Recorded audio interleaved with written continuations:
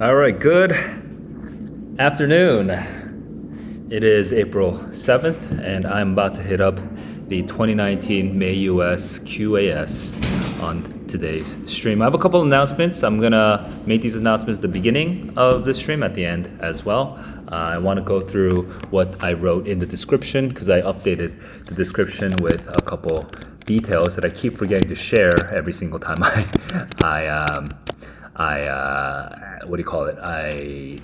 I stream. So let me just read out some of the basics. So in the stream, I'm going to be taking the SAT under time pressure, and the biggest reason I do this is that people give a lot of advice about how to take the test, but they're giving advice based on what the right answer is, and what the wrong answer is, and what's logical, blah blah blah. They're doing it in a sort of academic way, which oftentimes is not very practical. The way to test if an advice really works is by actually using it. And I try really hard to only give advice that I can actually use in the real test. I'm not saying other teachers don't do that. Of course, the teachers do that. But I'm trying to make this publicly out there. The advice that I give always has to be proven by actual use, okay? So I don't like when I hear advice that is impractical or is unactionable. Like, if, for example, a classic one in writing, for example, not the writing test, but just in writing in general, it's like the feedback in the margins. You're being vague. That's not practical advice. It's a judgment. It might be useful judgment, and it might be information for me that I can use to improve my writing, but it doesn't actually count as advice. Not as advice that I can use. So similar things with test taking, if I just say something like, in the 50-50, don't choose the wrong one. That's not advice. That's just like an obvious matter of fact statement that will probably make me feel bad about myself, but it's not going to actually be something I can use. So I try in this stream to show you how I actually use advice, and you can actually experiment through me. If you give me some advice that you've been hearing, I'm willing to test it in the stream in front of you, and I will tell you my reactions to actually using someone else's advice. So please feel free to share what you think in the comments below or in the chat as I go through this. Now, a couple other updates. I will be taking the May SAT, as many of you should know. So in a month, I'll also be there in the room right there with you guys, in this area at least of the country, taking the May US SAT. If you want to join along in this preparation for the May SAT, I will try. My goal right now is to be streaming every single day from Monday to Friday in the afternoon in the US Eastern Time. But I can be flexible. I can change my time around depending on what times are best for the majority of my viewers. So if you share with me the times that you are available, okay, because you might be on the other side of the world. If you could please convert that to Eastern time, it makes it a lot easier when there's multiple people commenting. But whatever, just share me the times that are best for you in your time zone or in Eastern, or convert it to Eastern time zone. And depending on the feedback that I get in the comments below, I may be willing to or I am willing to change my time, and I may be able to change it to your time. Okay, so that's a little comment on the schedule, which I realized was important because of some people chatting last time. So that was really helpful. I think it was Anastasia, right, who mentioned that last time. Today, I'll be going through the 2019 May US EBRW, and then starting probably tomorrow, I will probably be able to hit the 2022 March US, like literally 1 month ago, that one on the math section. So I'm finally going to do math, even though I wasn't really trying to do math, but I'm going to do it. I'm going to review it, okay? And then after the math, for that, I think I'll be doing the 2019 May US Math, and then after that, it's TBD, it's to be determined. So please send me your requests if you want me to do a specific QAS, okay?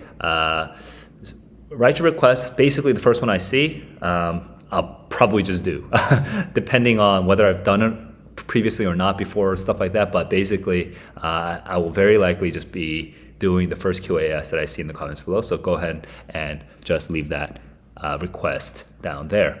Finally, if you want to join, if you don't want to just be waiting on YouTube for the notifications, but you want to actually be able to like know in advance like what I'm thinking and what I have in plan, you can join the Discord server and just chat with me there. We also have a small but budding community of people who are actually trying to share resources with each other and be helpful to each other. If you come in to our server, to my server, and just sort of get active and provoke thoughtful questions, I think that'd be just good for you and for everybody else. So hey, welcome to the Discord. You can find the link in the comments or in the description below. All right, so that's my couple announcements. I will go into the SAT. Let's go.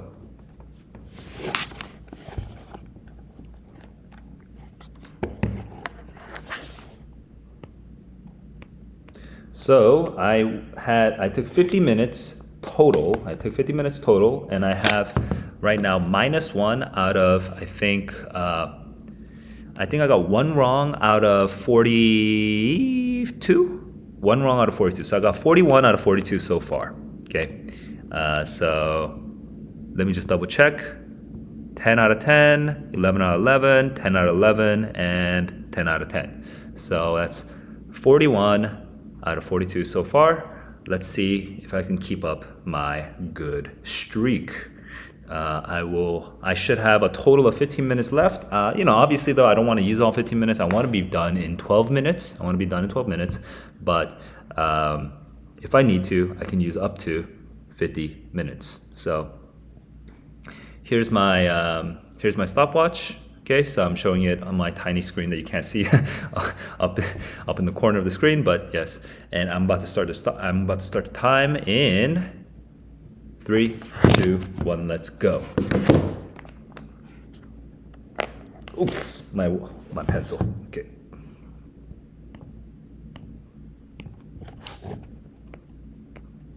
Sea monkeys, and then we're talking about stirring the sea. That's interesting. So we're talking about ecology and monkeys. Okay, winds, waves, tides. Sure, they're crucial for mixing the surface waters, transporting the heat downwards, bringing the nutrients up. Say, to where light harvesting need to thrive for phytoplankton. But these, okay. So we need circulation. Like air needs to circulate, water needs to circulate. But these small marine creatures help such processes as they migrate to forage and return. Some researchers think, by the way, that's important. We're not 100% sure yet, because even the title makes it sound like we're not 100% sure. One of the most familiar of these travelers, known to kids worldwide as the sea monkey, is the brine shrimp. Okay, the sea monkey is a type of shrimp, AS, so we might see the word salina before a couple times. We also have John DeBeery, fluid dynamicist at Caltech. Although the small swirls caused by the front of a single sea monkey are not strong enough, the idea about billions of them at a huge scale might do the trick, DeBeery and others have proposed. He and Monica Wilhelmus measured the tiny current triggered by artificially induced, okay, that's part of the methodology, artificially induced migrations of brine shrimp in the lab, okay? This is all artificial. So this is our first example, our first experiment. We're at 5140, okay? Now moving on. The Beard and Wilhelmus used blue tank. The creature is strongly attracted to these colors, okay? Okay, so we're using to force them to move. We've shown blue laser. Hang on, what were the colors again? I just blue and green lasers. Move this slowly up and down to control the movements. Okay, cool. The tank's solid walls could strongly affect the flow patterns generated by the shrimp as they swim. So kept the shrimp away from the edges by, right, we want to keep them away from the edges. So this is a good little way of addressing a potential problem. To help visualize the swirls and eddies, added copious amounts of microspheres, okay? So this is a useful thing to have. We have to have those lasers over here, and we have to have the microspheres, and we need to also stay away from the walls. Okay, cool. Okay, a red laser which doesn't seem to affect, no effect. Okay, cool. So that's how we're visualizing it. And this is the methodology so far. We're about to get the results soon. Okay, so we're at 5250. Let's keep going. The team's high-speed videos of the teaming laser lit migrations captured image swirls. Much larger, okay, so that's the positive thing. The larger, the more effective the mixing might be. So even for slow migrations, okay, there could be strong effects. This is a potential conclusion. Phytoplankton, okay, we're changing the focus right now. Previous studies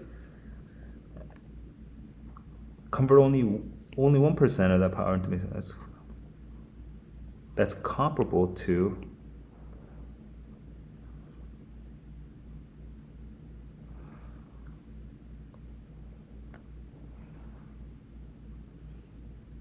Okay, I see. The conversion of eating the phytoplankton and taking those calories to move it, that's a lot. That's a lot. Okay, this is potential. Okay, so because I almost got confused on that for a second, so I want to keep moving. We're at 5350.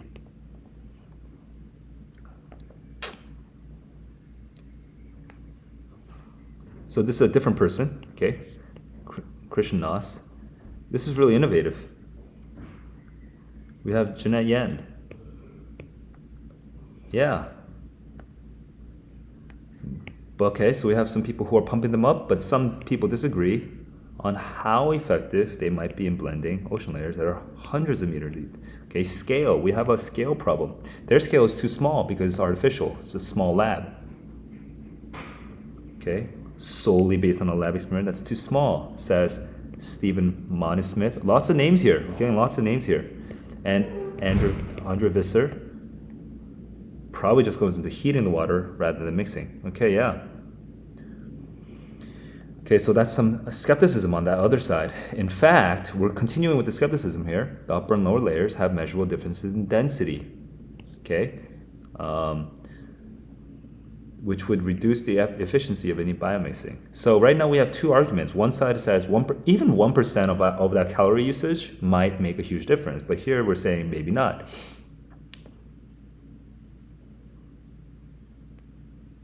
Stratification.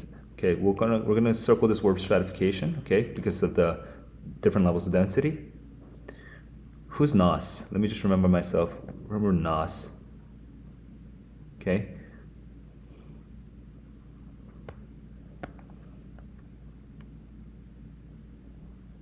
Who's Nas? Okay, Nas, A-L. There's too many names now.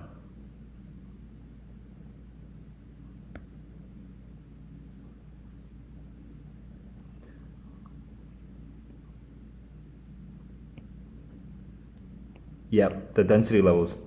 Yeah. So water fleas are similar to the sea monkeys. It squelched the biomixing. Okay, by the swimming Daphnia. Okay, yeah. The density is a massive problem to overcome. It's hard to overcome the density problem. Oh, Nos is all the way over here. Ah, in 56. Okay, 56. Okay, I'm not gonna draw that, but now I know who Nos is. Okay, so now I have the berry. We'll look at the effects of sea monkey migration stratify naturally. Okay, this is the next step. Okay, so yes, then the water fleas. Cool. And now we're at, oh my God, I'm gonna pause time right now. I keep forgetting to do this. I need to make sure that when I set up my stopwatch, I have my screen locked so that it doesn't turn off while I'm taking it. Okay, so right now I am at 56:35. Okay, so this actually took me a little longer to read than most passages. Okay, most passages I try to, if you go back and look at previous streams, you'll see that I read the first three passages extremely fast. So this took me 6 minutes and 35 seconds to read. That's at least 35 seconds more than I want to. Okay, I try to keep it under 6 minutes, but this passage was also harder than expected. But you guys know this. I told you the first three passages were so easy. That doesn't mean, okay, when I say easy, I went through them really, really fast. I think I went through the first three in only 30 minutes. Okay, only 10 minutes each.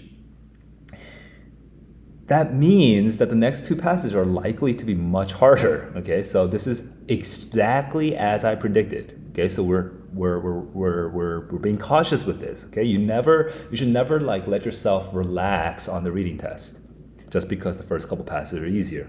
Okay, this one is hard. Why? Because there's a lot of transitions, and there's multiple people, and there's so many things that you have to work with, and then there's also qualifications that are sort of minute. They're not like extremely obvious, like yes, no, pro, con, for, against. They're not super obvious, and you have to deal with these sort of micro arguments within. And so you have to be able to turn with these arguments together with them. So that's why it's a little harder. It took me 6 minutes, 35 seconds to read. Guys, for people who are just joining now, I just want to encourage you to look at the description where I kind of explain how this all works. And feel free to just ask any questions that you have in the chat. I'm going to start time again. And when I start time, I won't be able to read what you're saying in the chat. But after I'm done with the passage, I will answer any questions that you have. This is the May 2019 US. All right, I'm about to start time again, and I have maximum. So ideally I want to finish this in 5 minutes and 30 more seconds, but maximum I actually have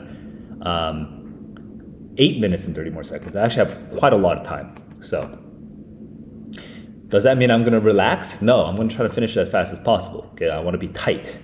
All right, we're about to get started. Here's my stopwatch. 3, 2, 1. Oh, sorry. Press the wrong button. 3, 2, 1, let's go. Main purpose of the passage is to talk about one particular experiment, to talk about challenges, and then to talk about potential of not consensus. Oops, this thing is not working. Okay, not a consensus. Research on a possible example of biomixing. Okay, maybe makes sense. I don't know if I like the word of example. It's not field and reconcile. No. So it's definitely, we're at 57. Oh my God, what's going on? 57:05. Pencil, please work. The main purpose of the discussion of blue and green lasers is to explain how they moved the shrimp. Not able to see how they moved, guide the motions. That's correct. That's 57:20. I'm gonna move on because that's so obviously correct. I'm not even gonna check C and D. I've just done 2 no-look circles, okay? I've done 2 no-look circles. I didn't even look back at the passages. I'm so confident. The passage most strong suggests that in trying to design their experiment, they tried to exclude the possibility that, not the red laser tried to exclude that one possibility. Oh, the walls would mess up the flow. Or also the red laser light would affect the movement. Yes, they tried to exclude that possibility. Oh, but this is the one that's actually more correct, and it's the walls. It's the walls. Okay, because this is something that they actually did, whereas the red laser light is something they think doesn't do anything. They think it doesn't have an effect. That's 58 minutes so far. I got it so far in a minute and a half, 3 questions. The best evidence comes from the walls, which is is on the middle of the left side, I already put parentheses around it, so it's perfect. Could strongly affect, so they kept it away from the edges. That's 29 to 32, 29 to 32. Where are we right now? 29 to 32, that's correct. Notice that I don't even look at A, B, C, D first. I go and find my line references first because I already know where I'm looking. Line 40, capture most nearly means. Where are we right now? 40, 40, 40. Capture most nearly means. They captured images, so they took images, they recorded images. Recorded is correct. That's my prediction exactly word for word. That's 58:45. Okay, so I just did the last 2 questions in 45 seconds. Number 48 is quotations from Nos and Yen, primarily served 2. I think these are these are the pro. Nos and Yen, I already circled them so I can find them right away, even though, the line numbers are right there, but even though the line numbers are right here, it's better to circle them in advance so I know exactly where I'm looking for. I already know where they are. And then they primarily serve to show some of the positive reactions, not 2 sides. Yen. Let me just double check where yen is. Yes, they're on the positive side of how it's innovative. So evaluations of experimental methods. Yes, they love the innovative experimental method. Okay, not about the conclusions, not about reservations, none of this other stuff. Okay, so that's 59:30. Okay, I am well on track with time. According to the passage, Mon and Smith is not convinced that there can be generalized to the natural environment. That's correct because this is the people that are doubting. In fact, I can do a no-look circle right now. I don't even have to look at the passage right now. I already know because Mon and Smith is not convinced we're on the opposite side of the Beery. And they're talking about how they have density. So it was called stratification. Which choice best supports the idea that the migration may not have the effect? We're looking for stratification. Where is that? That's at the bottom of the right side. That's at the bottom of the right side. It's over here. So which idea? So over here, let me see. This is the part that's the most helpful. Okay, that's from 82 to 87. So I'm looking at 82 to 87. And I'm seeing, okay, that would be between C and D, okay? So I'm looking at C and D now, 78 and 88. Now, 88 says Dabiri. So I'm not looking at 88 anymore. I'm looking at 78. Let's look at 78. 78 says, over here, in their research, they studied the effects of large aquatic creatures as they migrate up. That's only too vague. May not have the effect, okay? So I need to go up a little further, 70, 72. Most of the energy, yes, this does go, okay, that's not the stratification argument, that's the heat argument, but that's that was one of the other arguments against the Dabiri and Wilhelmus hypothesis. I could just double check 65, 68 since I've already gotten there so far. If I was rushing on time, I wouldn't because I'm pretty confident.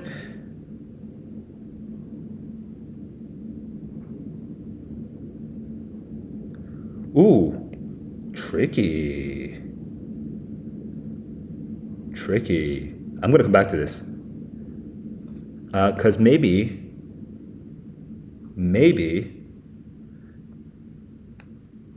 okay, I have to come back to this. I'm stuck between, right now I'm at 61:40. Okay, so that took me quite a bit of time to look for. So that's only still 2 minutes since 2 questions ago, so it's not the worst. I'm going to come back to that in a second. Mildly, 82 mildly. Mildly stratified. Okay, mildly actually makes them more just moderately. Okay, not too extreme. I was gonna say something about the argument, but it's too hard to say it within time pressure, so I'm gonna keep going. 62 minutes and 05 seconds. Okay, now I have 3 minutes left. The information about the study of water fleas is provided primarily as evidence in support of the idea that stratification may limit the amount of churn. Okay. No, not is stratified. We already know that. No, not the only species. No, not in one type of water than a different type of water. Stratification reduces likelihood. Yes, correct. That I'm very confident in. So I'm not going to. Okay, I'm not going to even look at the passage. So now I'm coming back to this one. For this one, I have to calm down, read this question out loud, and then just answer it in my own words. Which choice best supports the idea that the migration of the brine shrimp may not have the effect of mixing? And I'm looking at 2 ideas right now, okay? It may not have the effect of mixing. I wouldn't want to just say that is important at a global scale, okay? Most of the energy probably just goes to, it has to be 70, 72.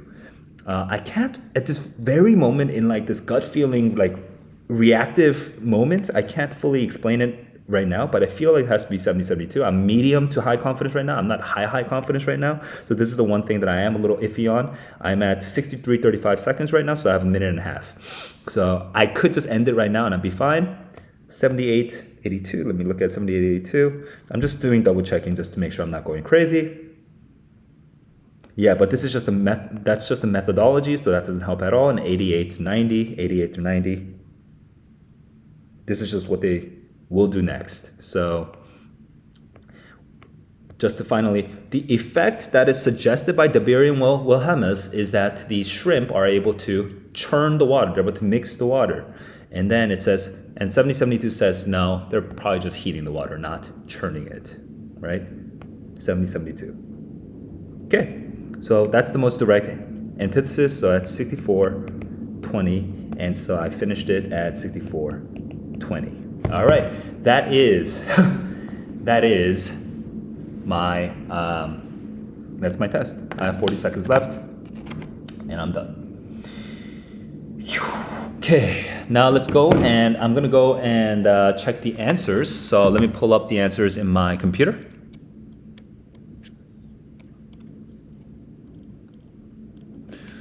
Sorry, I didn't pull it up previously, so I have to actually pull it up right now.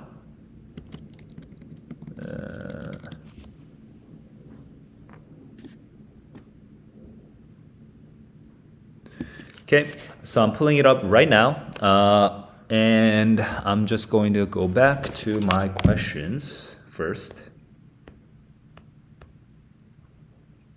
43 to 45, I chose C, B, C. 43 to 45, C, B, C. Correct. 46 through 49, I chose B, C, A, A. B, C, A, A. And then last three are B, D, D, and I chose B, D, D. So I got 11 out of 11, I think. No, 10 out of 10. 10 out of 10. And where's my Apple Pencil? Okay. 10 out of 10. So on this test, I got a total of 51 out of 52. 51 out of 52. Do I have a scale for this one? Let me just make sure.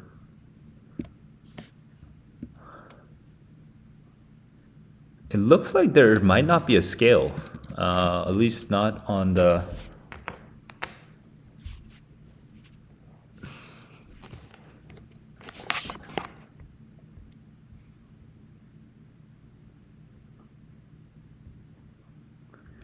Okay, yeah.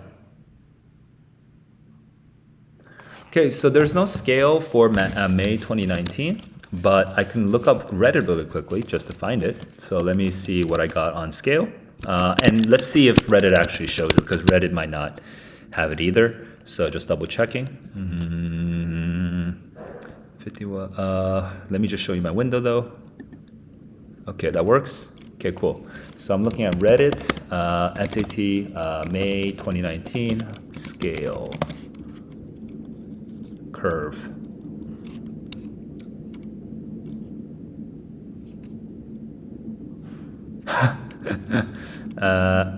Hang on, is this the right one? Reading, okay, that's the kid, okay, that's just one kid. 37 for -3. I got -1 though, so where can I, is May 2019 curve.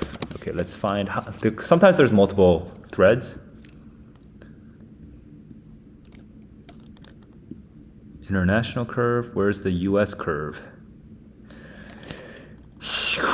Why is it so hard to find, huh?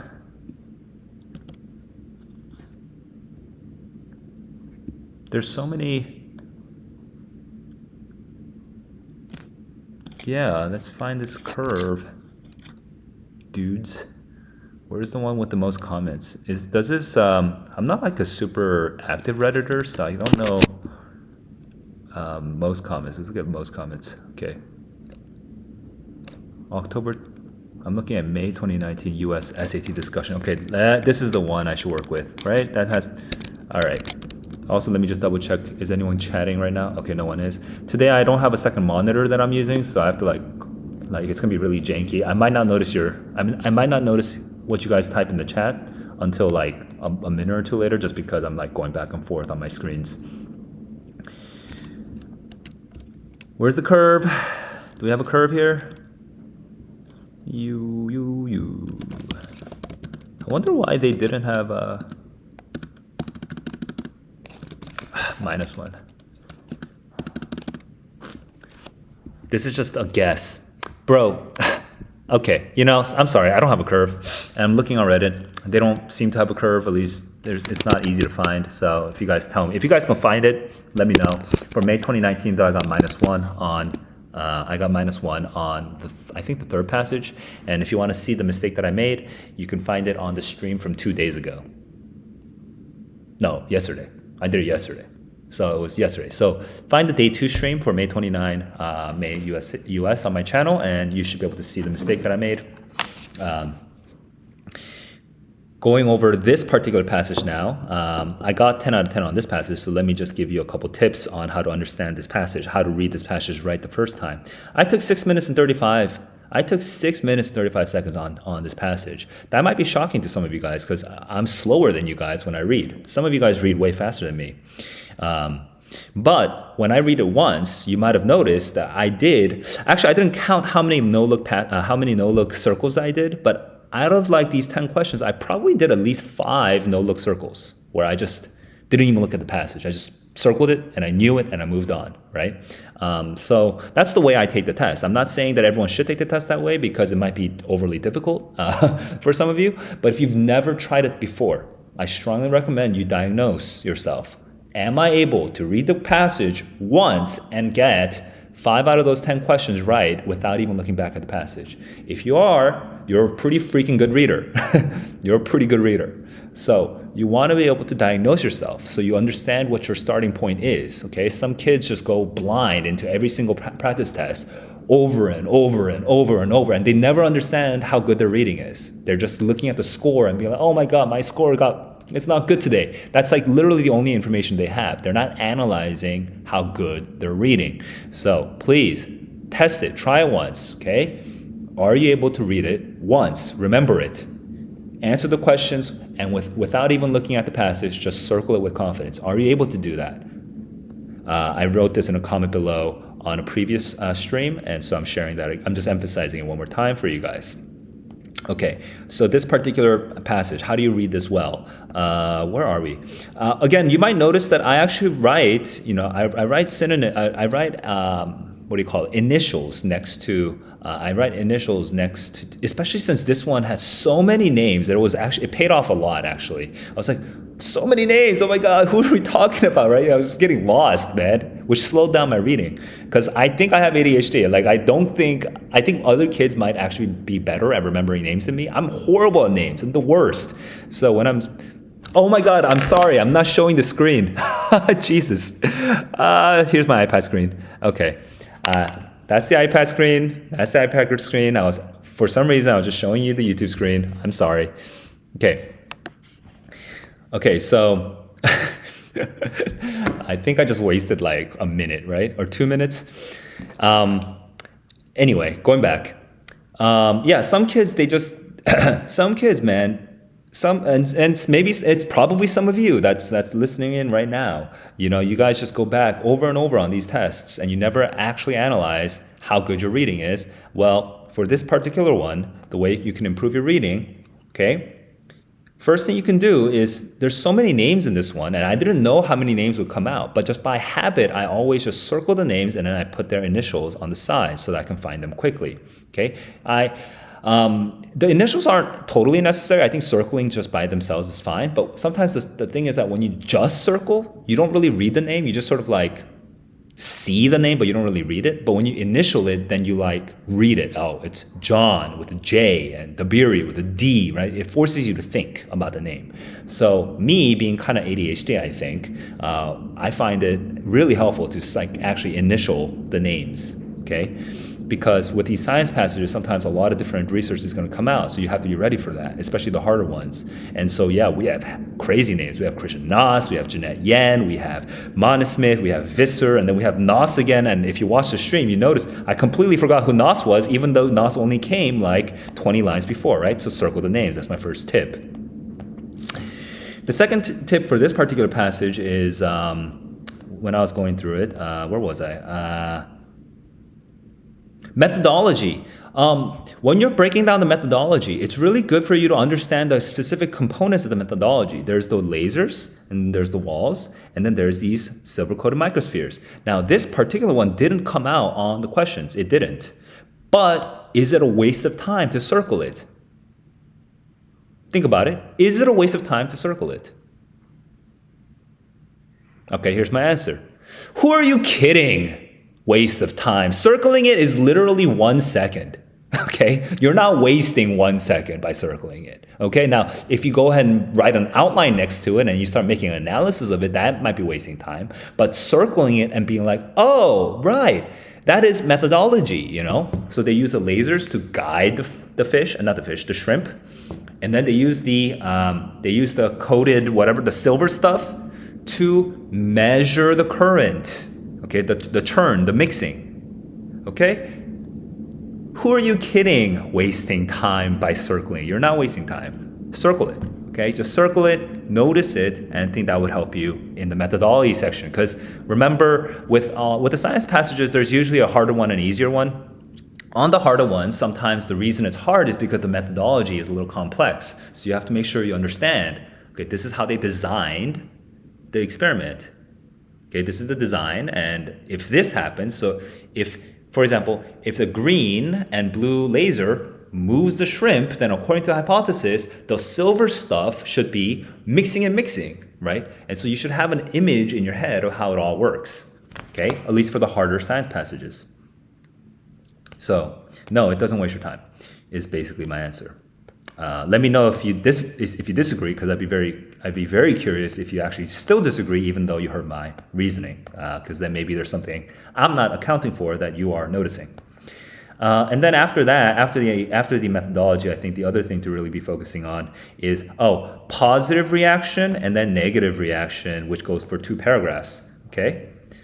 Positive reaction, but then what's the positive focusing on? It's focusing on the setup, so it's talking about the methodology, the design of the experiment, and then the disagreement is on, well, yeah, but the significance, right? Can we generalize this? Because remember, this is just an artificially induced thing in the lab. I noticed this right away in the beginning, okay? So this is a potential weakness of experiment design, and lo and behold, that weakness comes out later on in lines 62 all the way down to 86. Okay, because they're talking about you can't really generalize this to all the other experiments. You should be able to predict that. If you are a scientifically minded reader, you should know that artificial lab experiments might have problems at the significance level. Okay. So that's a prediction you should be able to make about the reading as you're reading it. Not after you're reading it, when you're looking at the questions and then there's the answer choices A, B, and C, and D, and then they're kind of helping you or not really helping you get the right answer because you're juggling all these ideas at the same time, right? Not then, that's already too late. You should have gotten it the first time. Okay, so those are my tips for that. Okay, if you have other questions about this particular passage, let me know what they are, and I can answer them now, actually. But there are no questions in the chat, so I'm going to take a quick 1 minute break. I need some water. I'm going to take a quick 1 minute break, and then I'm going to return for the May 2019 writing section, and I'll start the timer again. Okay. I'll be right back in 1 minute.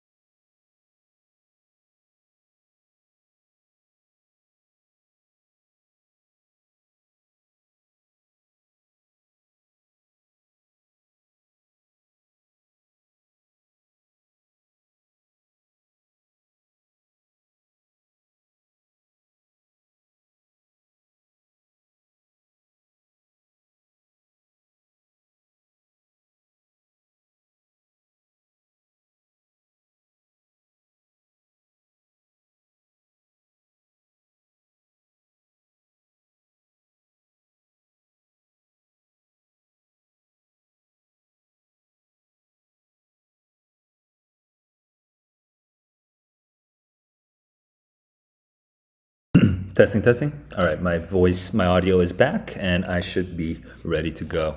I just had some water. I'm going to have one more sip, and then we'll get started with the writing.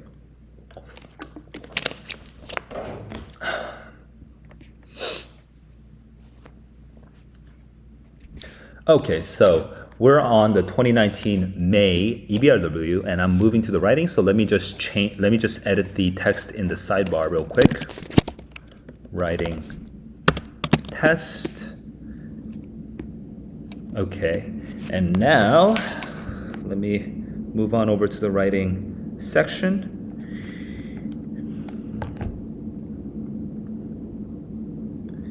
And change it to my reading color. All right, and I'm about to get started in just a moment. Here's my stopwatch. I'm about to set it up. If no one has any questions to ask right now, I'm about to start. But for anybody who's viewing right now and is new to the stream, I will be timed taking this test, which means that I won't be able to actually answer any of your questions during the test, during the passage at least, okay? So I'll be pausing after each passage. to answer some questions. And today I actually intend to finish the writing. I intend to finish the writing because I want to be done with the 2019 May US. So I want to do all 5 passages of the writing. We'll see. It shouldn't be too hard because, the writing goes pretty quickly, and I don't think you'll have that many questions. But if you do, as you're watching, if you have any questions, leave them in the chat, and I'll address them after I finish each passage. Okay, I'm about to start right now. 3, 2, 1, let's go. Disaster, okay. 65 million years ago, dinosaurs, along with species on Earth. We need that comma. Okay. Along with, wait, hang on. Yeah, we need the double comma. Okay, this comma also is necessary, and this is wrong. So that's B. That actually took me too much time. That took me too much time. This massive wave of extinctions, which has long fascinated scientists who have proposed numerous explanations.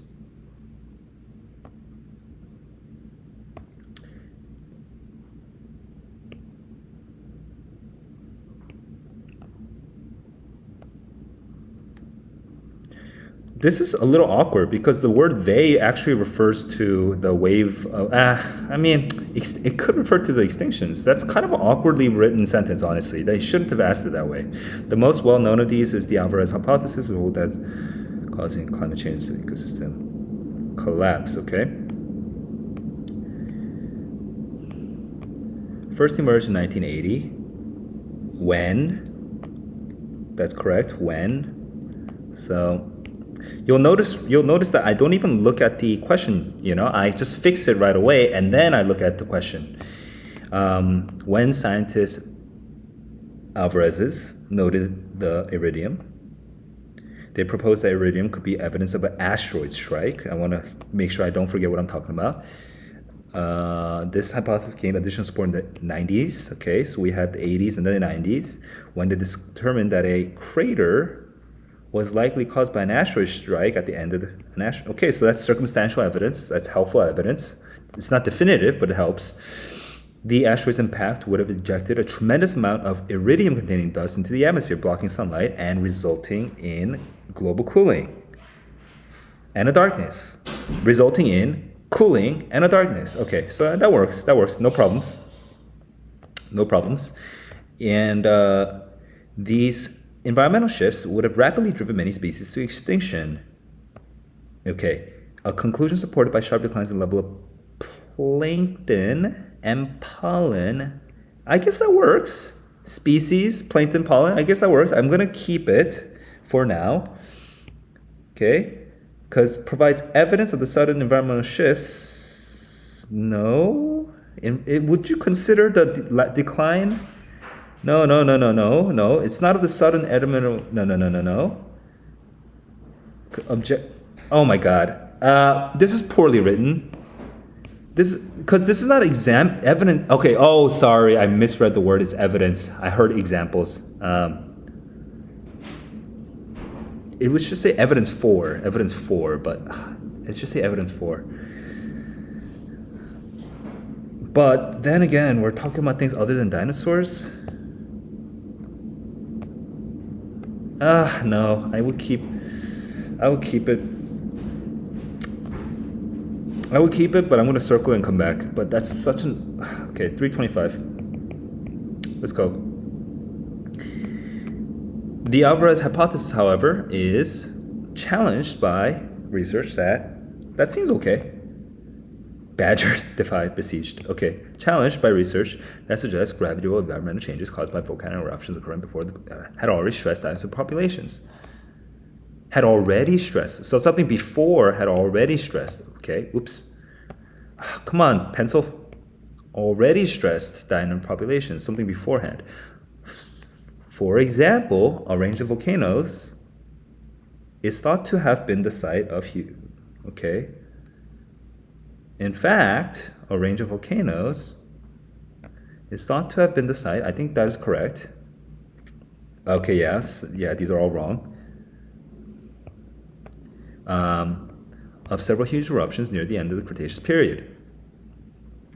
could have caused most of the extensions during this period, leaving. Yeah, leaving kind of makes sense. They could have caused most of the extensions and then leaving the few to be eliminated by the asteroid. Yeah. Yeah, leaving makes sense. Grammatically, it's fine. 445. Now moving on. In the 2010 article, whoa. Shiklub. Do we have Shiklub? Oh, yeah. Oh, I don't know why I didn't circle the name.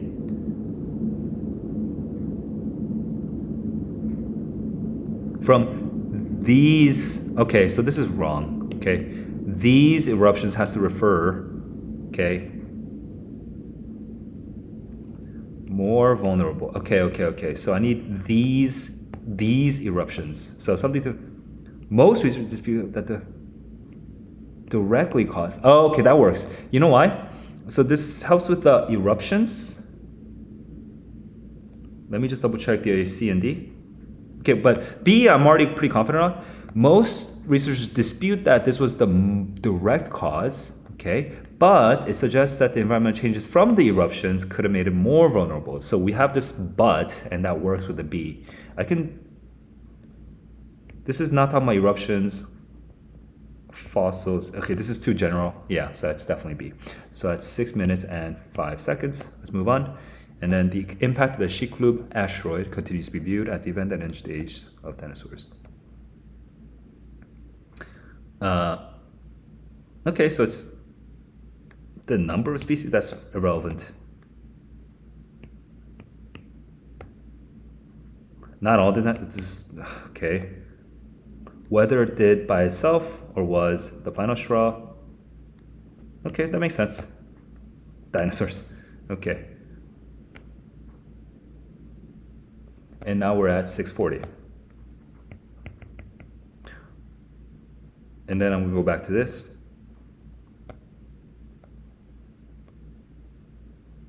Provides evidence.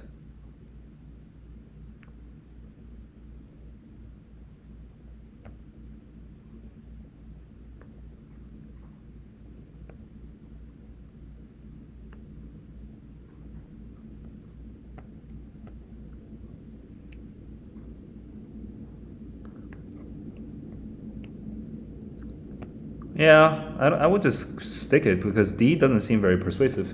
So that's 720. Okay, pause. 720, so then it's 720. Okay, so that's writing. That's writing right now.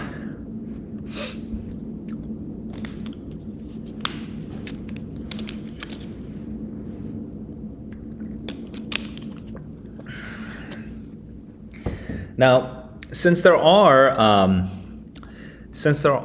4 passages for the writing, what that means is I get somewhere in the range of 8 to 9 minutes, almost 9 minutes for each passage, which means that I generally tend to have a lot of extra time at the end of a writing section, and most of you guys who are trying to raise your score up to above a 1500 will be similar. So I don't think stressing out too much on the time is the focus. Just being careful with all of your answers and not making silly mistakes. Okay, so breathe. In fact, I probably should have followed the advice I'm about to give right now, because I didn't really follow this advice during the last 8 minutes. But I should be breathing, calm, and making sure I'm not overlooking like commas and stuff like that, and just being careful with everything. So rushing is not going to help. Okay, that's the main advice there. That said, I am pretty confident in my answer choices, so let's go into the answers. All right, so I chose BC, cool. CAB, cool.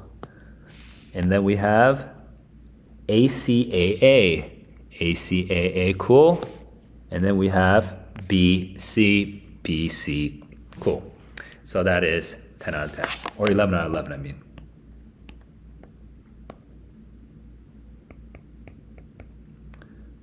And we can move on. If there's no questions, we can move on to the next passage. Okay, my energy level is slightly dropping again, but let me hype myself up.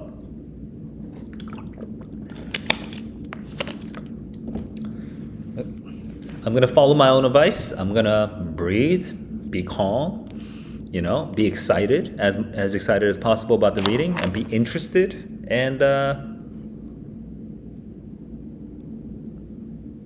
do whatever makes me feel confident. Okay, which means reminding myself partly that I actually have a lot of time. So that was 7 minutes 20 seconds. I'm about to start time again. Here's the stopwatch. 3, 2, 1, let's go. Not so ancient poetry. Okay, more modern poetry, I guess. Maybe that. Ossian, that guy. See, I kind of know some background information, so this helps, but whatever. In the late 1700s, readers across Europe got a big kick out of. That's probably a little. Were enthralled by. I'll just make that up. We're thrilled by.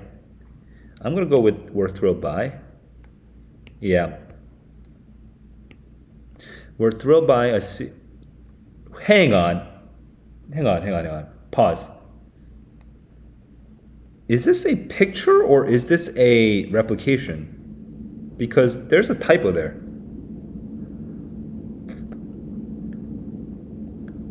See, we're thrilled by of doesn't make sense. So that has to be a typo.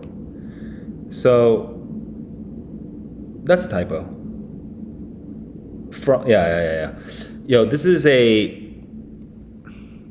should be underlined over here. So I'm gonna actually do that in red, or I don't know what color should. I'll just do it in black, okay? But over here, that actually needs to be underlined. And the real SAT will never do this, okay? This is someone who replicated the PDF and they were being sloppy. So this part needs to be underlined because otherwise B, C, and D are wrong for the stupidest reason possible, and that will not happen in the real test, okay? Like by of, from of, by of. There was no reason why the SAT would test that particularly. So this is got a big kick out of versus we're thrilled by. Okay, that's what we're comparing. All right, I'm gonna resume time. 3, 2, 1, let's go.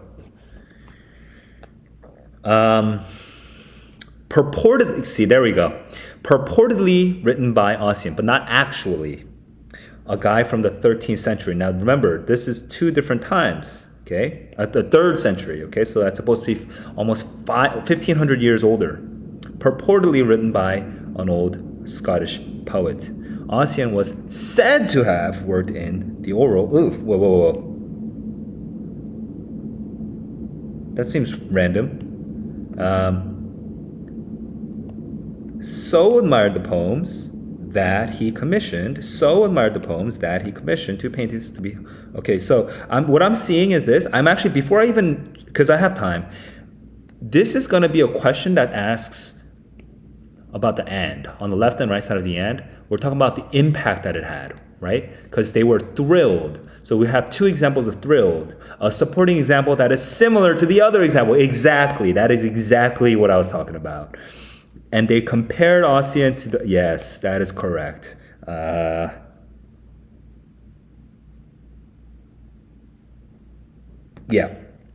So moving on. I'm at 9:15 right now. Okay. There was just one problem. They were fake. He was the invention of Macpherson. Macpherson was a Scottish Highlander who grew up listening to songs in the Gaelic language. That's correct. Okay, no problems. And when he began his career as a school teacher, he set about collecting the tales and ballads of the region, translate the Gaelic poems of Oxford into English. He published his translation and a volume of fragments of ancient poetry. Little liar, marketing liar. Okay, cool. We're at 9:50. So, oops, and we're moving on to this page. The fragments immediately captured the public's imagination. Equally captivating was the hint in the prose that an epic poem. Oh, okay, he wasn't lying just yet, I guess. Or was he? I'm kind of confused, but whatever. Excited patrons provided McPherson with funds, so he's getting funds by kind of, this is like venture capitalism of back in the day, huh? To undertake a research trip. Semicolon, they were not disappointed. And they were not disappointed, sure. In spite of their contributions, thanks to their contributions, or in the years that followed, no, okay, not,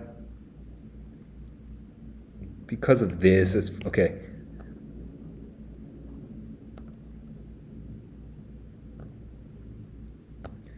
It's definitely in the years that followed, published 2 epic poems, which were kind of the feats of ancient Gaelic warriors, claimed that the poems had been written by Ossian. The influential English author, Samuel Johnson, demanded to see the original manuscripts. That, we get rid of that that Ossian had translated. So, okay, and I'm seeing this over here. I skipped 18 because I saw 19. It's like not everyone was convinced is basically the idea. Okay, he claimed the poem's been written by Ossian, but someone was not convinced. Why was not convinced? Samuel Johnson was not convinced. Fraud, debunk. There we go. Suspicions. Yeah, so not everyone was convinced. A controversy soon arose. No. Okay, so that's correct. Right now we're at 11:45. Okay. The public remained divided between those who believed in the poem's authenticity and those who agreed that they were a hoax, okay? Today, it is believed, interesting, that what's his transition? I'm kind of confused. I don't know what to put in between there. Something feels a little awkward, but I can't tell what to put in there. Today, it's believed that he created the text by combining poetry and stories he had heard with material of his own invention. There we go. And then over here, we're adding a following sentence about mentioned only. No, it's off topic. Blurs the focus, extraneous, especially because we're talking about Johnson.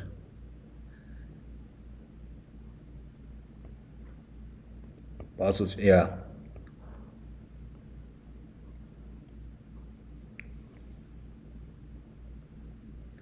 Blurs the focus is a very common wrong.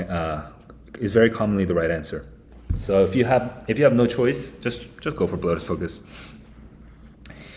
13 minutes. Having set out to find an epic poet, he created one. Do not share the hostility.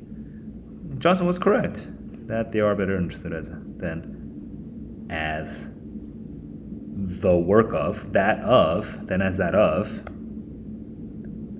Yep, that's correct. 1330. Stop.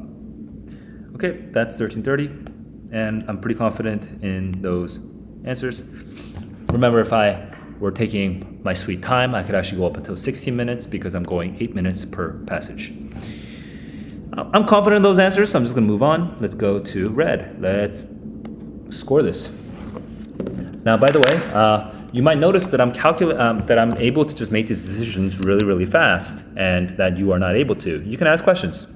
So if you ask a question, I will just tell you how I got it. I chose 12, 13, 14, 15. D. Oh, whoops. Sorry. I did circle it, but the circle went all the way out here. You see that? It's like weird. Okay. So that's like a little bug. Anyway. D, B, D, A. Let me look at 12, D, B, D, A. So far, so good. C, C, B. And then I got C, C, B. Here we go. So far, so good. Oh, no. And then there's B. And it says, hang on, where are we? Oh, C, C, B, B. C, C, B, B. Okay, and we're good. I thought I got something wrong. And then D, D, C. And then we have D, D, C. So we're good. So that's 11 out of 11. All right, let's check the Q&A. It's Q&A time. Let's move on to Q&A. Whew. Oscar, hey, welcome back to the stream. I think I've seen your name before. I'm pretty sure I have. When you get a chance to answer this,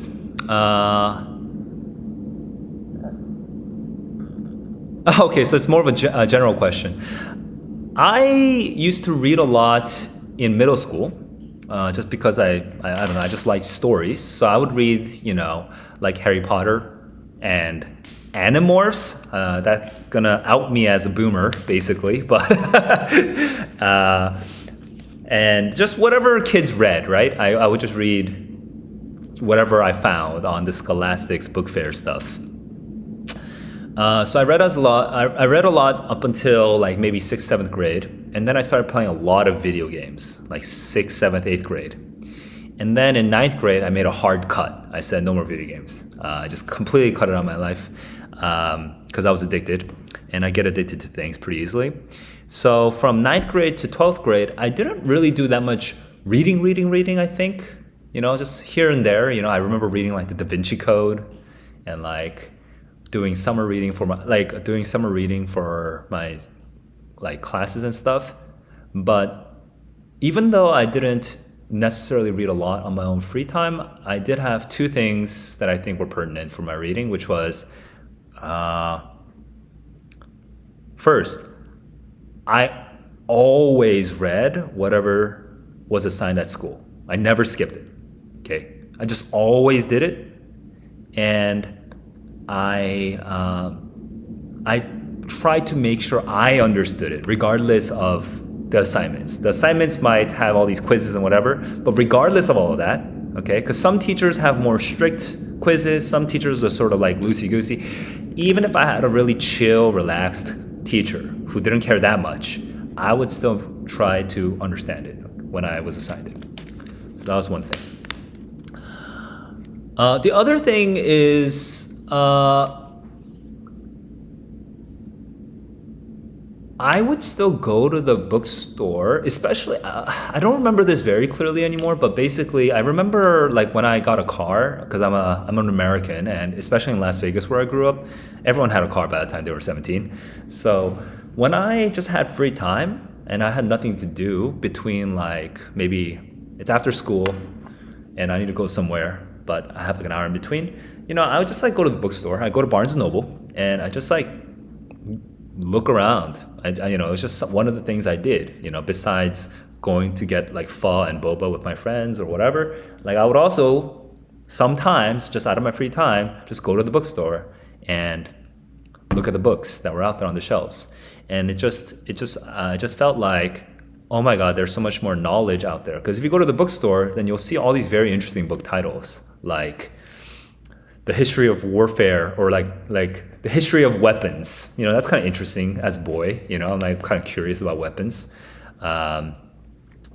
Or like philosophy, because I was a Christian, so I'd be like, I know like what Christian books are like in the 21st century, but I hear about this guy Aquinas, who's a philosopher who people still read, more than 500 years later. So I'm like, oh, I wonder what Aquinas says, So those are things that were on my mind.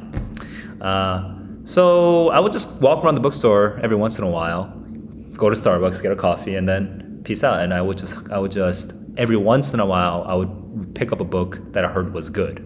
Like specifically, I liked reading Russian novelists like Dostoevsky and Tolstoy. But I kind of read whatever I felt like reading.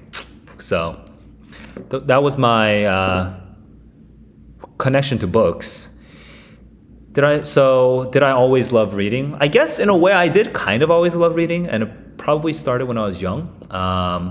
So if I want to make this more practical for people who don't love reading right now, I think the main thing is it's not good to start on hard mode. Okay, when you learn to play like a video game for the first time, like a first person shooter, like a mouse and keyboard first person shooter where you're like aiming, it's really annoying to like play a game the first time and just die every minute, right? You want to start on easy mode. So if you want to develop like a love of reading, start on books that actually feel comfortable for you. Don't start on books that are extremely difficult for you. Find ones that you actually like, because if you increase the number of times you enjoy something, then you're much more likely to enjoy it for your whole life. Whereas if you're like, oh my God, everyone has read Leo Tolstoy's War and Peace, so I have to read War and Peace, and then you force yourself to read it, you're never going to read it. You're never going to finish it. You're not, because you don't enjoy it. You have to like build up your enjoyment of it. Another metaphor besides hard mode, easy mode is, another analogy I can make is, you have to develop a taste for it. So people say that when we're talking about things like coffee or like funky seafood or whatever. You have to develop a taste for it. You have to build up a taste for it, a palate for it, right? You can't just start by eating the hardest kind of food that exists out there in the world and just expect to like it. You have to kind of build up to it, like similar kinds of food. Build up to it and then explore the kind of food that's out there and build up the enjoyment for more funky, weirder kinds of food. So that's my response to Oscar. By the way, also, yes, I did study English in college, but when I was your age, I was much stronger on physics and math and econ. So when I went to Chicago for college, I thought I was going to be maybe a physics major or a math major or maybe an econ major. That's what I was thinking. So my English was not my strongest. Even though I got the 800 on my reading when I was in high school, my English, I felt insecure about it. I thought, man, I'm such a bad writer. So I didn't think my English was my strong suit at the time. Nastasia is asking, what study material do you recommend for reading section? That's a broad question because I'm trying to figure out if you're thinking in like the next month or if you're thinking about the next year. So if you're thinking like next month, I would just say the QAS. Because if you only have a month and you can only take maybe maximum 2 tests per week, okay, I'm just making some assumptions right now, then that's only 8 tests. If you're gonna prepare for 8 tests, I would rather use the highest quality study materials that are out there, which is the QAS, and you can find all the QAS online right now. There's a link in the description below where you go to the Reddit thread and there's a big drive, I think it's a Dropbox drive where you can download all the past QASs. Okay, it's the same PDFs that I have, so you can get that material. If you have like a year to study reading, my recommendation for study material is, oh man, that gets hard. You know why? Most reading study materials that are published by like Princeton Review and Barron's and all that kind of stuff, they don't actually teach reading. They don't improve your reading. They just tell you what kind of questions there are, and they say like the most like in Korean it's like 눈앞에 보이는 것. So what's that in English? They teach you like the most superficial, visible parts of the test, which is like question types and stuff like that. They don't actually teach how to read. So if you have a year, I wouldn't recommend any of those books. If you have a year, I would actually probably get a group of friends. If I needed to do this for free, if I didn't pay a tutor and I had to do it for free, I would get a group of friends, maybe just one friend, honestly, just a pair of 2, and take some, like maybe this friend really likes science and you really like literature or something like that, okay? And I would change, what I would do, this is such a crazy idea, and no one would have ever told me this when I was in high school, okay? But this is from my experience now as a reading teacher. I think the most helpful thing I would do if I had a year is, if I'm stronger on literature, this other person's stronger on science, I'd be like, okay, you bring a kind of difficult science article, and I'll bring a difficult like short fiction piece, okay? And we're gonna read it, but we're gonna not read it beforehand. We're gonna read it together. So what we're gonna do is, let's say it's like 5 pages. We're gonna read 1 page together, and then pause and then ask each other, okay, what just happened, right? Like, what did you feel? What are you expecting will happen? What does this remind you of? Like, ask these kinds of open questions and see, and just sort of pick the other person's brain, right? Because for a scientific-minded person, they're going to be thinking like 10 different things, and you're not going to be thinking 10 different things. You're only going to be thinking 2 different things. So a scientific-minded person will be like having all of these thoughts that you will not have, and I think you'll learn a lot by comparing your thoughts. every single page. And then flip side, when you are reading the short fiction together, that scientific-minded person is going to now talk to a literary-minded person. And when you're reading a page, after one page, this person is going to be like, what the hell? How do you have all those thoughts? That's crazy that you're thinking all those things. I was not thinking any of that.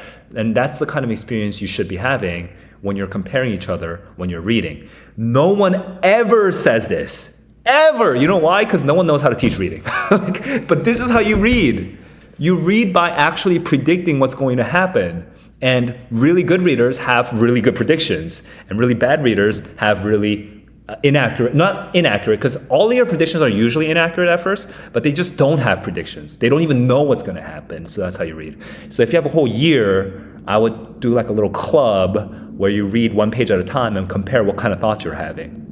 And that you could do totally for free without a tutor.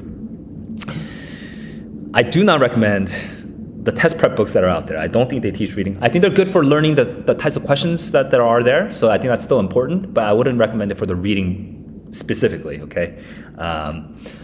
Best way to enhance vocabulary? The best way to enhance vocabulary is to do something that actually, this is Oscar's question. The best way to enhance vocabulary is to do something that you can do every day, okay? There's no solution for vocabulary that is like, you can just instantly improve your vocabulary in 1 month. I mean, yes, you can, but it's not sustainable. And so you want to find a solution that passes the daily test.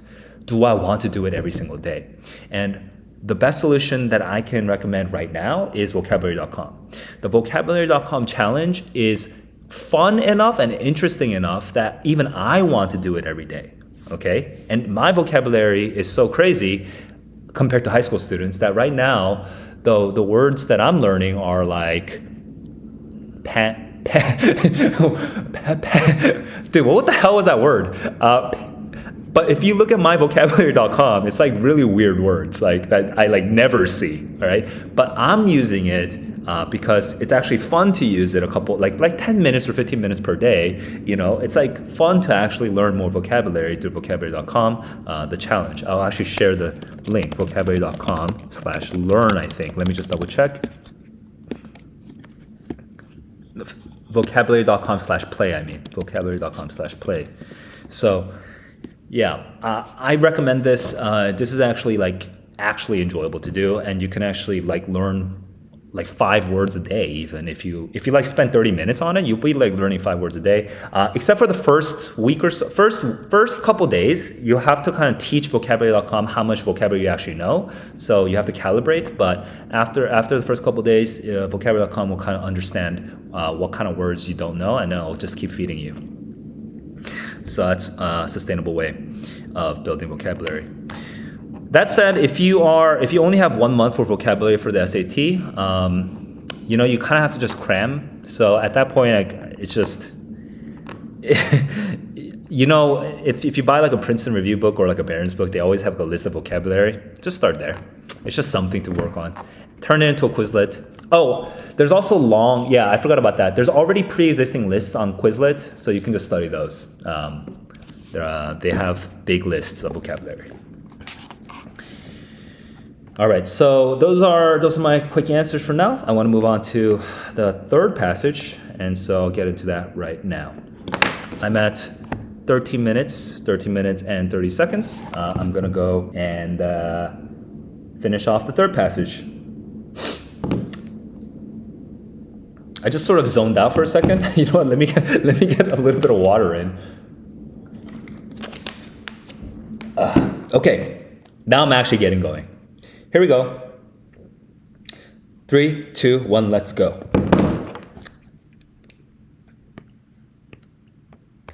USPS.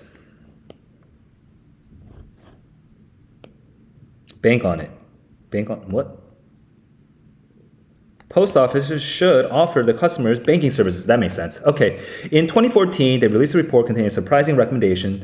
Yes, we should do. In Korea, we have that, such as debit cards. It's not just Korea, many countries in the world. Check cashing and offering small loans. Cards, cashing, and small loans. Okay. Small loans. Yeah, and there's no error here. There's no error here. So moving on. Although it might seem strange, actually, in many parts of the world, including Korea, so we have that. A postal banking system would rely on the existing network post offices to provide essential. Yeah. In some countries, so this is weird. I don't think I would add a sentence. I don't think I would. Because throughout the United States, in some countries,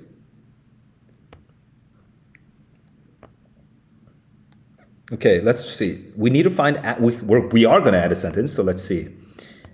Already exists in 50 countries. Okay, this is almost certainly correct. Okay, in others, such as full-scale bank. Yeah, because this is a transition to other countries. Yeah, I'm done with that. The diverse array of successful posts around the world, right, shows that post offices can provide many of the same services as banks. Oh, okay. Or the same services that banks provide. Yeah, that works as well. So I'm at 1525. 1525. So we're moving on.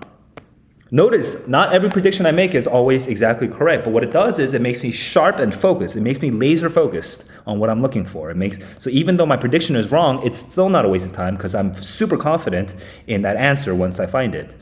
There is a real need for an institution to fill this role because people have been looking to switch to smaller independent. That seems off because people, so I can actually kind of predict this because I already understand the societal issue, but probably it's because some people in certain parts of the world, in certain parts of the United States don't have access to banks.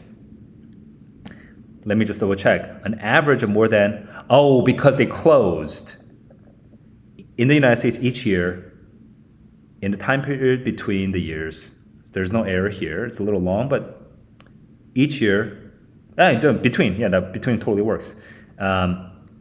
Sorry, there's so much redundancy there. I don't know why I didn't predict that. Yeah, between 2010 and 2013. So lots of closures. So we want to focus on the closures because we want to introduce main claim. Have closed. Makes sense. Cool. Leaving customers in bank deserts. That's perfect. Now we're at 1645. Areas without banks. So the USPS is suited to undertake this when you undertake the lack of access, it means you are doing the lack of access. That makes no sense. To resolve this access, to alleviate, to address, there we go, to address this lack of access, because many post offices are located in zip codes with fewer than 2. Post offices are in zip codes with fewer than 2 bank branches. Okay, so many post offices are in bank deserts, right? Bank deserts is this word that we have over here. Many post offices are in bank deserts, more than half of them in fact, which is no change. Accurate. Let's double check. 2 banks. Fewer than 2, so we're looking at this. So that's actually 59%. So almost 60%. I feel like more than half is, but A is the best answer here. So we're at 1750 right now. I'll write it 1750 and 31. He or she wants to conclude the paragraph with accurate, relevant information.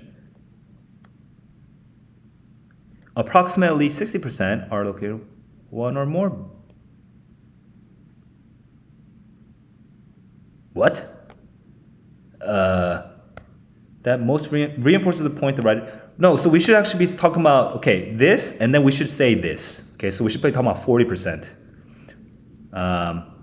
No banks.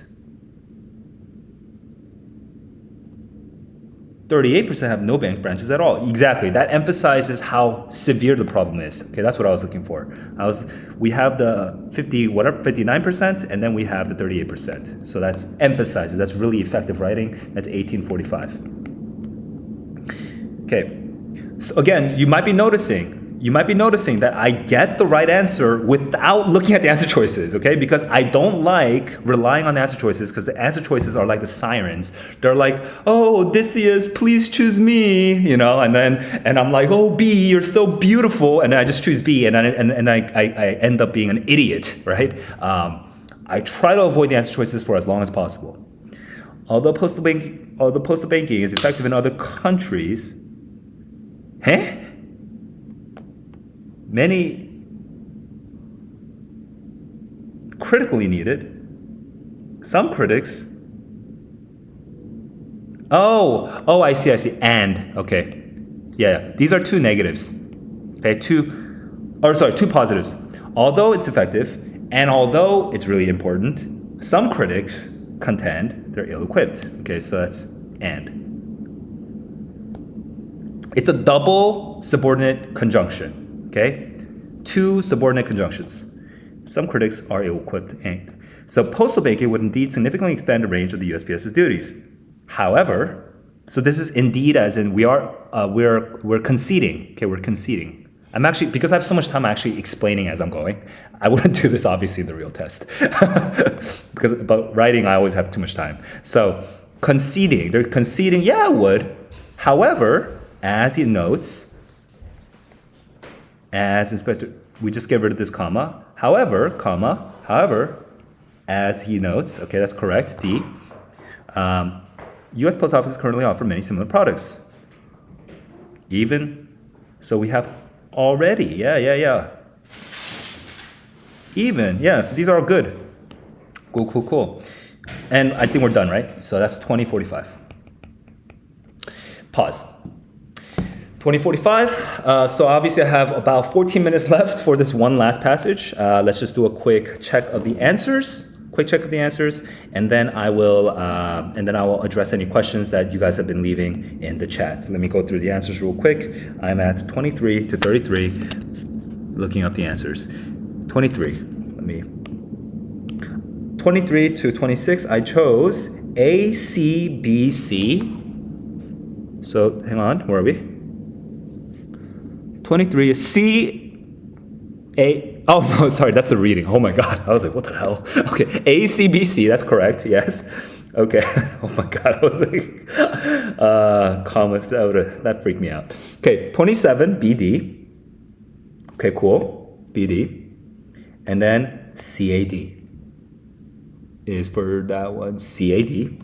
And then BD, which is BD. Okay, so I got 11 out of 11. So right now I have 33 out of 33. All right, let's look at the chat. Adam, yes. I don't know, Adam, if you were the one who asked for the math last time, but I think I actually didn't reply to you because I wasn't paying attention to chat last time. I did update my description below, and I now have in the description of my streams my sort of upcoming test schedule. And so starting tomorrow, I will be hitting up the March 2022, last month's test. I'll be hitting up the math on last month's test. And then I think after I finish March 2022, I'll be doing this test. April 2019, I will also be doing the math. So that's coming down. It's in the works, okay? It's in the works. That said, I'm not a math tutor, so I will not have the right words sometimes. I'll be able to explain my logic, okay? But I literally forget some of these words, right? Like equidistant, okay, I remember equidistant. Similarity and congruence, okay, sometimes I forget, like I don't remember. And also I literally need to memorize what sine and cosine are. I totally forgot sine and cosine. So I need to go and remember trigonometry because, dude, I haven't done it in forever. So I will review the March 2022 starting tomorrow. It might take 1 day, it might take 2 days, it might even take 3 days. So yeah, I'll go through that. Adam, thank you for the compliments. I'm glad that it's helping someone out there because, you know, putting all this work out there, it's good to know that it's actually helping. It seems like Nastasia is also looking forward to the math. And one more question. Oscar is asking about the ACT reading and writing. Yeah, you know, ACT I have not taken in a long time. And I already know but I know the feeling of the ACT. The feeling of the ACT is like I just took this writing test, right? And I just took 3 passages in how many minutes? Let me just double check. I just took this 3 passages in 20 minutes and 45 seconds, right? I think the ACT, the feeling is you have to do it in 18 minutes. You're just sort of like you're just sort of like running and gunning. You're like, I was about to curse, but you're basically Ramboing. And it's a little crazy. And I remember that feeling, and I remember not really being my style. My style is more sort of analytical, so I don't love the ACT personally. Maybe, okay, if there's a lot of people who ask for it, right now it's only you, Oscar, but if there's a lot of people who ask for it, maybe after the May, and realistically probably after the summer, I might be willing to consider taking the ACT, kind of like doing like a tourism through the standardized tests that are out there, okay? So I won't say I'm not gonna do it, okay? I won't say I'm not gonna do it. I'm just saying I'm not super excited to do it, but that can change. It depends on how people react. All right, so it looks like no one has any questions on these grammar sections. So if there's no other questions on these, then I can move on. All right, then we'll finish off the writing in the next, we're about to finish off the writing in the next 8 or so minutes. So let's go. Okay, I'm at 20 minutes and 50 seconds. Let's kill it. 3, 2, 1, let's go.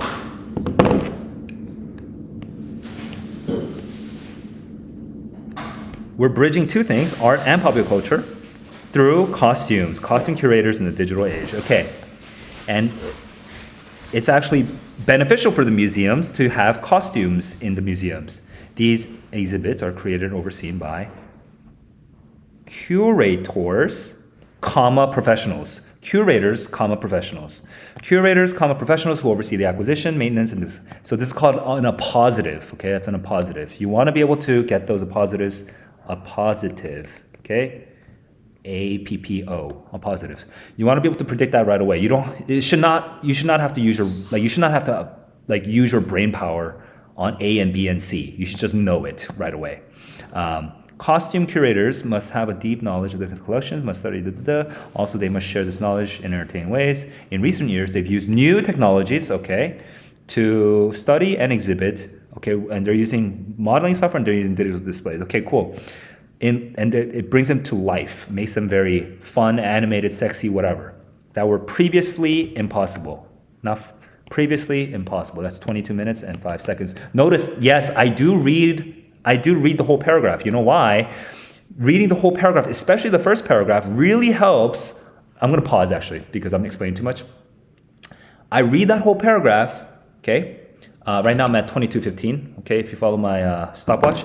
But I read that whole paragraph because I need to understand it for 2 reasons, okay? The obvious reason is on some of the hard passages, question number 11, like the last question of that passage, will ask about, hey, what is a good concluding sentence to sort of wrap up the theme, right? And some passages have this sort of scaffolding structure where it talks about something really general and then gets into something specific, and then to get the right answer again, you have to zoom back out to the general, okay? And there are some kids who are really good at grammar, but because they don't read the freaking paragraph, especially the first paragraph, and they don't really know what the overall framing is, they'll get that one wrong, even though it would have only costed them 30 more seconds at the beginning, okay? Remember, most of you are not struggling with time on the writing section. If you are at least, if you're aiming above 1500 at least, you're not struggling on the writing section on time. Spend the freaking 30 seconds to understand what the passage is about so that you don't have that risk of making a really dumb mistake when every once in a while the SAT will put that question in at the 11th question. Okay? So you need to know the theme. Plus there's a second reason why I read it. When I read it, it just gives me more confidence for all the other questions, just because I know what it's talking about. So I just feel confident, It makes me feel like I'm not just guessing randomly, but like I just know, right? So that, let's say the next 4 questions, I still get it right even without looking at them, even without reading the whole passage. you can get these 4 questions right without reading the whole passage, probably, right? But if I read the whole passage, I can get those 4 questions right and still feel good. And feeling good is freaking important. Okay, I want to feel good. I don't want to feel like oppressed by the College Board. I want to feel good while I'm taking the test. So I do it for my own feelings, basically. Okay, so that's why I still read the whole thing. A lot of tutors will tell you you don't need it. Yeah, but those tutors are not getting perfect scores. Or they might be able to get perfect scores, but that's not how they're getting the perfect scores. They probably still read it if they're actually going to take the test like me. Okay, so I would strongly recommend just reading it. 22:15. All right, so I'm about to start again. 3, 2, 1, let's go. One of the first. Actually, I didn't remind myself what was happening. Okay, technological innovations with costume exhibits. One of the first costume exhibits, to benefit from these, from is fine. You're benefiting from these technological developments was the Charles James, CJ, show. In their preparations, the curators, Coda and Reader, KNR, Coda and Reader, who are they are showing Charles James, okay? They drew on new technologies to reach people who could not visit the exhibition in person. That's digital, sure, that makes sense, I guess. Because that's digital, right? That's like using Zoom, right? James created sculptural dresses. Hang on, we're talking about James again, so it's just kind of confusing. Okay, I'm putting parentheses around this because I'm not, right now, you see, we have to set up the thing that follows, right? So I actually don't know what's following, okay? I have to read the rest. James created dresses using unconventional material, right? The curators, okay, I see. The curators, this is KNR, okay, this is KNR. KNR used X-rays and computer models to study the layers, which has nothing to do with people who could not visit. Study the layers that make, plural, SVA, subject-verb agreement, that make up the gown. And then that leads to a fuller understanding. Okay, so what's the point? That's probably C. Yeah. Drew on new technologies to achieve a better understanding of James's clothing. Yo, this is... I'm going to pause. I know kids are going to get this wrong. I know if you took this test, I know many of you got this one wrong. You know why? The reason is because, I'm going to do this in blue. The reason is because some of you guys are sucking at paying attention to subjects, okay? Subjects shifting, okay? Here we're talking about James, here we're talking about the curators. Here, this is James, here, they're the curators, okay? Some of you are sucking at paying attention to when the subjects shift. When I say subject, I mean the subject of the sentence, right? Like when I say the dog jumps, the subject of the sentence is the dog, right? Here it's James created, and then the curators used, and that's not referring to James. So some of you are, I guarantee you, out of everyone I'm talking to right now, 50% of you or more, maybe 70% of you, didn't know that James and the curators are not the same people, okay? That you guys are just blending it into one big super subject. And that will make you mess that one up. I guarantee you. Okay, I am 100% sure that the C is correct because let's read the sentence again. Coda and Reader drew on new technologies to do all of this analysis to come to a fuller understanding. Okay, it's definitely correct. I love this question. This is such a good question. Such a good question. This is like one of those questions you can't just like use stupid little tricks to get out of. You have to actually read it. Okay, I love this question. Okay, so I'm going to continue. 3, 2, 1, let's go. Having come to a fuller understanding of James' work, how to present... the curators, dangling modifier, having come to a fuller understanding, the curators had to decide how to present it. The curators had to determine... Yes, that's correct. 24, 25. You know what? I need to get a better iPad and Apple Pencil. So James's dresses presented the curators with one of their most common professional challenges. Marketing? What? No, we're talking about presentation. Yeah, we're talking about presentation. This is not a topical. Yeah. So, omissions. Let me just hold off on this, okay? I'm not going to predict the answer yet. I'm going to move on to the next one. Clothing in museums would quickly fall apart if it were handled. See, exactly, fall apart. Make it difficult to see how a piece is constructed. Okay, this one is correct. This is just a noun clause. Okay, to see how, these are all wrong. So this is talking about. Oh, if we're handled. I see. It's about how to display. Okay. And then they use the computer animations to show the pieces so that they don't have to handle it. Okay, so if you handle it, then it would fall apart. But then if you don't handle it, then you can't see how it's constructed. So this 40 should say something about curators were one of the most common professional challenges.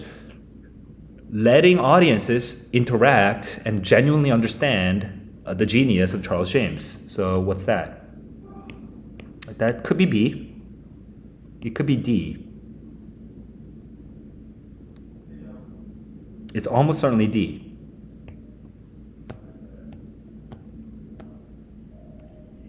How to best present it was, okay, right. The curators had to determine the best way to present it. James's dresses presented the curators one of the most common professional challenges. Displaying fragile pieces to the public, they would quickly fall apart, but it makes it difficult. Oh, and the designer's original vision, this is talking about Charles James. Wow, that's hard. Whoa. Yeah, the designer is not the same as the curator. Okay, Charles James is not the curator. So that is, most kids, actually, I fell for that trick. I thought that the designer was talking about the curators. So I bet it's not just me. I bet some of you guys got tricked over there too. So it's definitely D now. Okay, moving on. Clothing in museums will quickly fall apart if we're handled frequently, but traditional ways to see how pieces constructed. I already answered that. By designing computer animations that show the visitors the separate pieces. Right, they use technology. By doing so, they could give a sense at being able to see inside the designs, and we're having, is this 42? Also featured was the warp wrap dress. Simple design. No, doesn't focus on the technology and everything. So paragraphs focus on the. Oh, right. This paragraph focuses on the methods of displaying. So that's definitely D. And this is just a random thing about the actual exhibit. I'm not just focusing on the exhibit. We're talking about the challenge of displaying these kinds of things, and they use technology to display these kinds of things. Moving on, Valerie Steele, NFIT, says that a costume curator's job is to, and we should have no comma there, job is to, okay, that's called mixed quotation, is to tell the story of the meaning of the clothes. New technologies, okay, we're coming back to the conclusion, have allowed costume curators to tell their stories in more compelling ways, and other teams at the Met, it's a little too specific, would do well to imitate, I don't know, it seems a little specific, supports the main discussion. I would say something like new technologies would have allowed to tell their stories in more compelling ways and has opened up the world of costume design.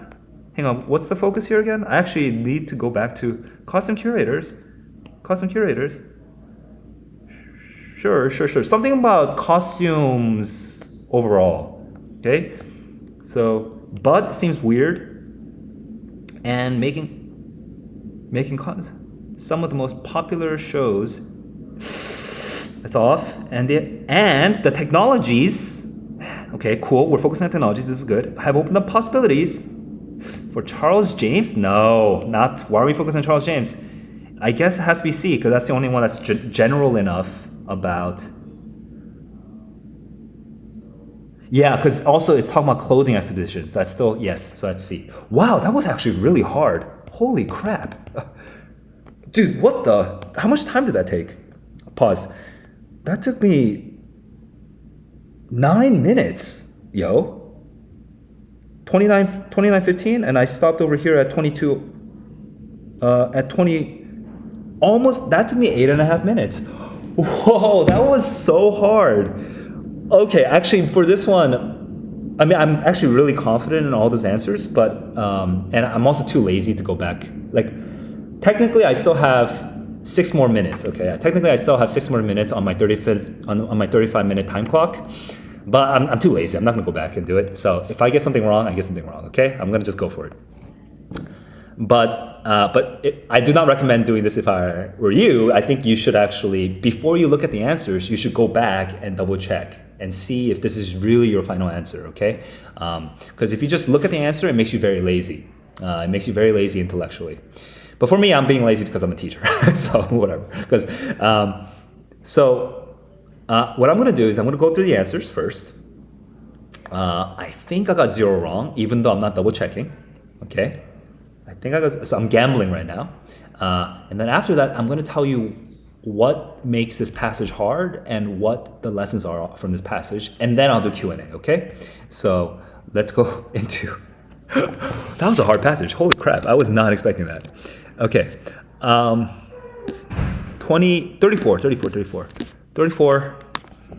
Okay, so I chose DB. Okay, cool.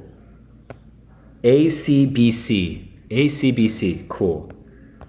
And which one's, this is the hard one, right? Kind of awkward one. Yeah, because this is the one that's like, you have to pay attention to the subjects. What are we talking about? Okay, cool. And then 40, I chose DBD. DAD? Hang on, let's see what this is. Oh, come on. Hang on, what? Oh my God, stupid. I rushed. That's not even a hard one. I just said, oh, that's a noun clause, and then I literally chose the thing that is not a noun clause. Oh my God. I chose not the noun clause. Anyway, sorry. That was just a stupid mistake. Okay, so at least I'm glad that I got the hard ones right, at least. Right, so because 40D is correct, because that curator's bit. And then now I'm at 43. I chose DC. DC is correct. And yes, CCC was correct. Whew. Embarrassing that I got the noun clause wrong because I literally rushed on that one and I should have double checked. But anyway, let me do a quick little mini lecture on why this is hard. Okay. So the hard questions were about the middle of this paragraph where we're talking about the curators and the designer, and we're kind of switching back and forth between them. So you have to like not get juked. You know, you guys know in American football, the word juke is for when you're like faking a direction. So yeah, you gotta not get juked. Okay, the subject goes from one of the first classmates bits, which talks about Charles James, then to talk about the curators, coder and reader, then it talks about James, then it talks about the curators. You gotta not get juked. Okay, you gotta pay attention to that. That's really important. Okay, and then the second hard question, which is over here, is I'm sure a lot of people were gonna be stuck between B and D, but D is directly related to all the details, whereas B, keeping the exhibit in line with the designer's original vision. By the way, there's a typo here, and I guarantee you on the real test, they would have said the designer, okay, with an apostrophe to make you more confused. That it's stupid if that apostrophe is not there. So on the real test, that definitely would have shown up. With the designer's original vision, or it would probably, to be a little nicer, they probably would have had an apostrophe over here, okay? It probably would have had an apostrophe over here, and then you would know that it's talking about Charles James and not K&R, something in reader, right? So you can eliminate B because it's Charles James, and this is literally the same thing, right? Who is the designer and who are the curators? Just separate those people. Okay, don't get confused by the people. This one's stupid. You should already know this. When you're using a noun clause, you don't use verb inversion. When you're asking a question, you use verb inversion. How are you? when you're using a noun clause, you don't use verb inversion. You just say how you are. So I don't know how you are.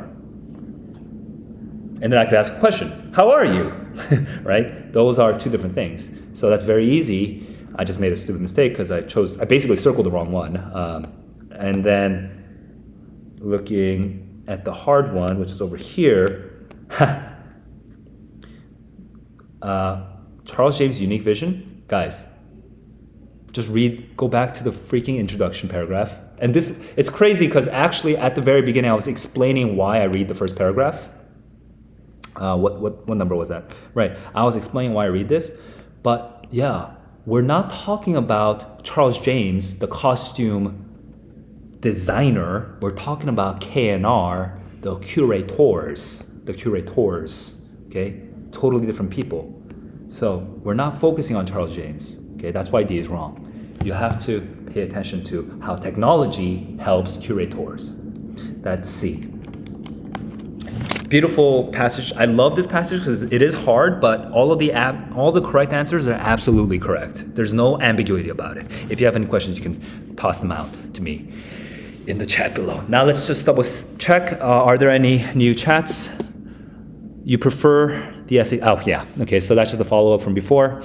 Yeah, I prefer the SAT as well. You prefer the SAT as well. Let's make the May the last SAT you ever take. Okay, so math is next on the schedule. So let me just make a couple quick announcements and then I'll wrap up today's stream. These announcements are basically in the description. So if you look at the description in, here, I'll just change my camera so you can actually, okay. So basically I'm looking at the descriptions which you can read down below, okay? I'll just be summarizing my quick announcements.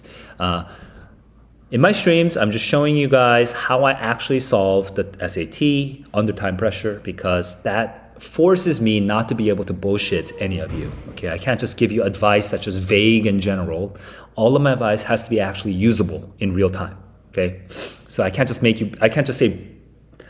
say things like, oh, reason more carefully.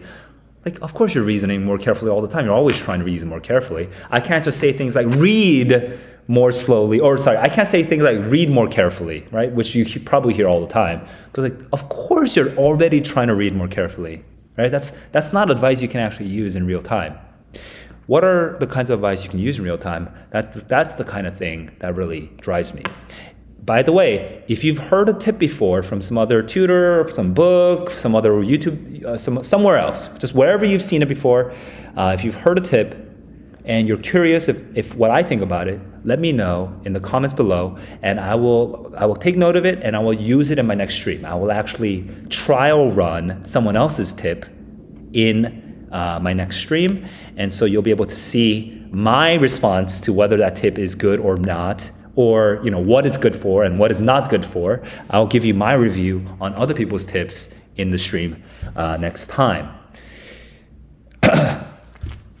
Schedule, I can be flexible with my time, but my rough goal right now is to be streaming the SAT in the afternoons in Eastern time, Monday through Friday, okay? But if you have a specific time that really works for you and you wish I could be there at that time, just leave a comment below, and depending on how many comments I get, I may be able to switch over to your time.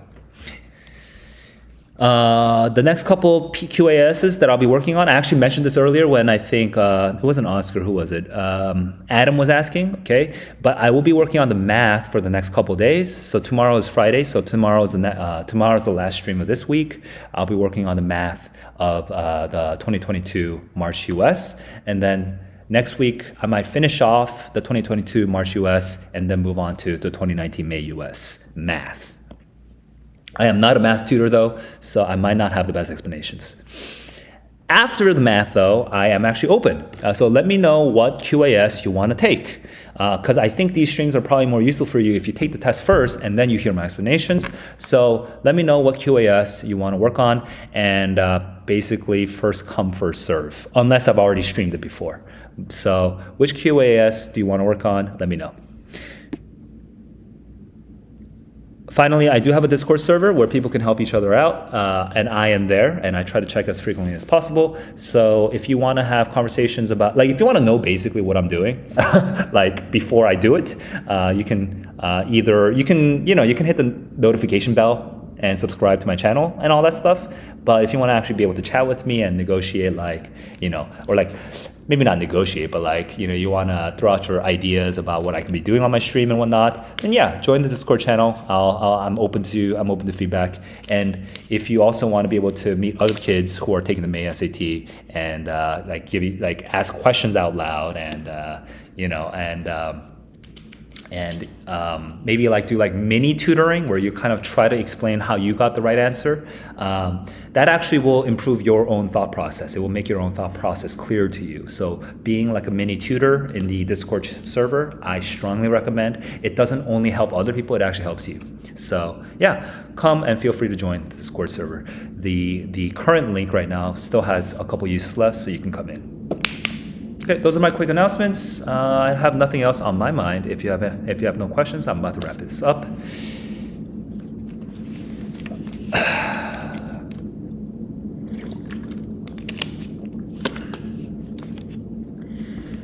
International QAS, I just got a question. Nastasia is asking about the international QAS. By the way, international QAS, US QAS, they're all still the same source, so there's no difference in quality for international QAS. But just know that the international QAS only comes out every May. So like 2021 May QAS, 2020 May QAS, 2019 May QAS, I can work on those. Yeah. The March 2022 SAT QAS has not been released in PDF form, but if you purchased it, you can get it in digital form. I don't fully understand how this works, but I think what happens is when the digital form of the QAS comes out, some people out there in the world, probably some academy out there in the world, they take the questions and then they've kind of reformatted it into PDF form, and then they kind of print the PDF and share it online. I think that's how it works, because back in the day, the QAS used to literally be the PDF. Like you used to be able to get the actual packet, but the College Board no longer does that. So now you have to, now I think basically what it is these academies, they kind of take the questions from the QAS and then they retype it into PDF form. And that's why you get like all these like, typos. Sorry, sometimes I think in Korean. But anyway, that's why you get all these typos in the PDF. So that's why you don't get. So right now, the March 2022, I haven't seen a PDF. It's not on Reddit, so you can't get the PDF version of it. But hey, if anyone out there has the PDF version, that's sort of the PDF reproduction of the digital QAS, please share. I think it'd be really helpful for not just me, but for everyone. So yeah, that's my only answer so far. Okay, guys, I'm about to wrap up. I'm also getting super hungry. So, hey, studying is tough, but just focusing. But I just recommend, hey, focus on growing right now. What's one thing that you are weak on that you can work on right now? And if you grow a little every single day, the scores will follow. Okay, so good luck with your studies. Have fun and keep growing. I'll see you guys in the next one.